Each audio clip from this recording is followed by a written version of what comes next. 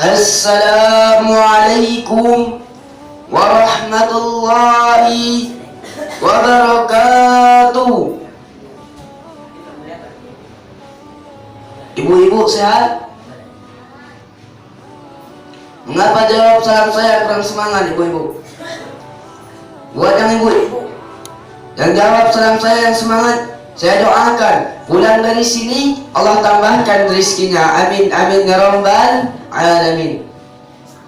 Bagi yang ibu-ibu yang tidak mau jawab salam saya yang semangat dan kompak, saya doakan suaminya nikah lagi. Amin. Kencang suara amin bapaknya, Bu. Giliran didoakan nikah, kencang suara aminnya. Saya ulangi sekali lagi ya, Bu. Assalamualaikum warahmatullahi wabarakatuh. Alhamdulillah, alhamdulillahi rabbil alamin. Wa bihi nasta'inu ala umuri dunya waddin. Salatan wa salaman da'iman ala rasulil karim. Asyhadu an la ilaha illallah wa asyhadu anna muhammadan abduhu wa rasuluhu la nabiyya ba'da, amma ba'd.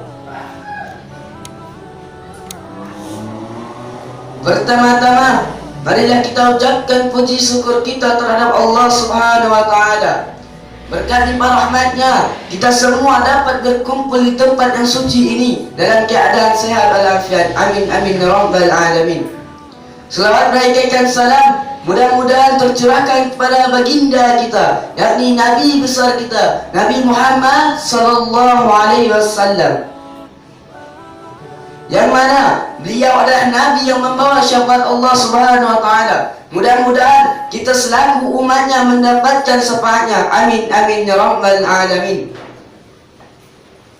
Saya tidak mempanjangkan mukadimah ini. Saya lanjut aja di judul atau tema pidato kita, yaitu adalah kematian. Hadirin jamaah yang berbahagia, ingatlah saudara-saudara sekalian apa yang telah difirmankan oleh Allah Subhanahu wa Ta'ala di dalam Al-Quran surah Al-An'am ayat 32 yang berbunyi, A'udzu billahi minasyaitonir rajim. Bismillahirrahmanirrahim. Wa man hayatad dunya illa la'ibu wa lahun wa lad-darul akhiratu khairul lil ladzina yattaqun afala ta'qilun. Dan artinya, dan tidakkah hidup di dunia ini hanya tempat bermain-main dan penuh senda gurau, dan hanya kampung akhiratlah lebih bagus bagi orang-orang yang bertakwa. Al-Quran surah Al-An'am ayat 32. Hadirin jamaah yang berbahagia, ketika kita semua memperhatikan realitas hidup di sekitar kita, tentu banyak kita mendapatkan bermacam perkara, yaitu hanya kesenangan duniawi dan kenikmatan yang hanya bersifat sementara dan penuh senda gurau, yang banyak mengakibatkan seseorang yang lalai kepada Tuhannya yang agung, yang mereka hanyut dalam kesesatan duniawi, akan mereka lupa kepada Tuhannya, karena mereka hanya berlomba-lomba untuk mendapatkan kesenangan dunia saja. Apa yang kehendak mereka dapatkan. Mana yang tidak peduli, mana yang hak, mana yang batil, mana yang halal, mana yang haram. Sedangkan mereka lupakan kematian yang pasti akan terjadi. Mereka terus-menerus membuat kerusakan tanpa hendak berfikir dan ingin menjemputnya, yang terus mengintainya, yaitu adalah kematian. Banyak orang berfikir bahwa dia hidup selamanya dapat menikmati semua kenikmatan dunia, yaitu adalah kematian yang tidak akan melalaikan semua orang. Walaupun seseorang itu memiliki harta yang melimpah, bangunan yang kokoh dan megah, itu semua adalah titipan bagi mereka. Sebagaimana Allah Subhanahu wa Ta'ala berfirman di dalam Al-Quran surah Al-Anfal ayat 28 yang berbunyi, A'udzu billahi minasyaitonir rajim. Bismillahirrahmanirrahim.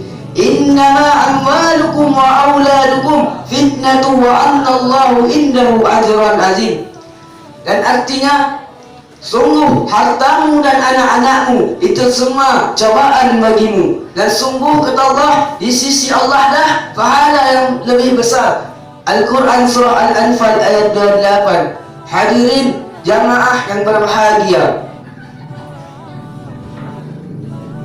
setiap orang pasti yang akan merasakan yang namanya kematian.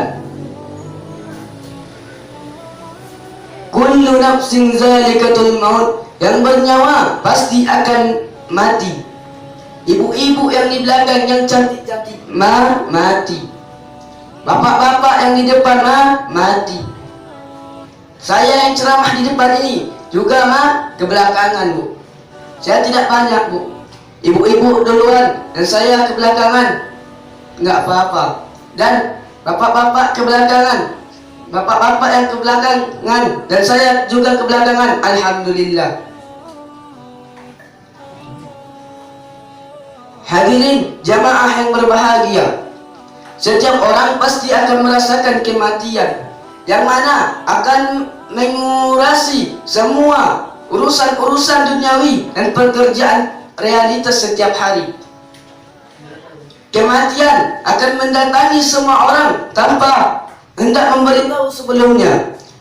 Ada seorang penyair pernah berkata, barang siapa yang tidak mati di masa mudanya, dia akan mati di masa tuanya. Kematian ibaratkan gelas yang berisi minuman dan semua orang akan meneguknya.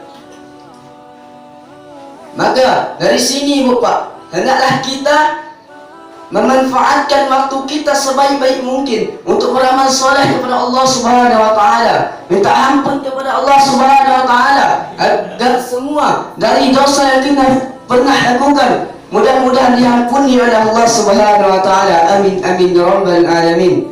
Bukankah kematian datang kepada kita tanpa memberitahu sebelumnya? Sungguh betul saudara-saudara sekalian, ketika semua orang didatangkan kematian, tidak ada tempat orang untuk menghindar, untuk lari, untuk sembunyi, tidak ada.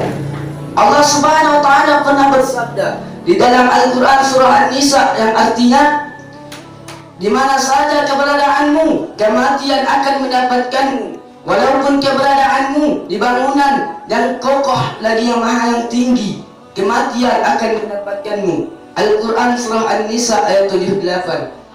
Hadirin jamaah yang berbahagia, maka dari itu saudara-saudara sekalian, apa saja yang pernah kita lakukan, kita adalah lemah, tidak ada daya, tidak ada kekuatan yang dari mana saja untuk dapat menghindarkan kematian. Allah Subhanahu wa taala telah menetapkan kita semua, jadi kita tidak bisa apa-apa lagi kecuali pasrah kepada Allah Subhanahu wa taala.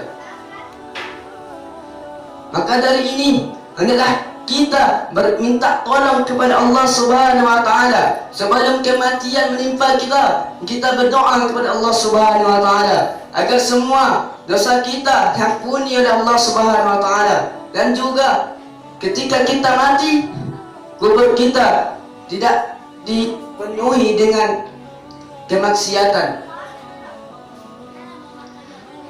Dan juga kita di waktu kita mati nanti, kita dibebaskan dari segala yang namanya siksa kubur. Karena apa, Bapak? Siksa kubur sungguh pedih, tidak dapat dibayangkan di dunia ini. Tidak ada di dunia ini siksa yang paling pedih kecuali siksa kubur. Orang yang disiksa di dalam kubur hanya di waktu hidupnya hanya dihiasi dengan dosa dan penuh permusuhan.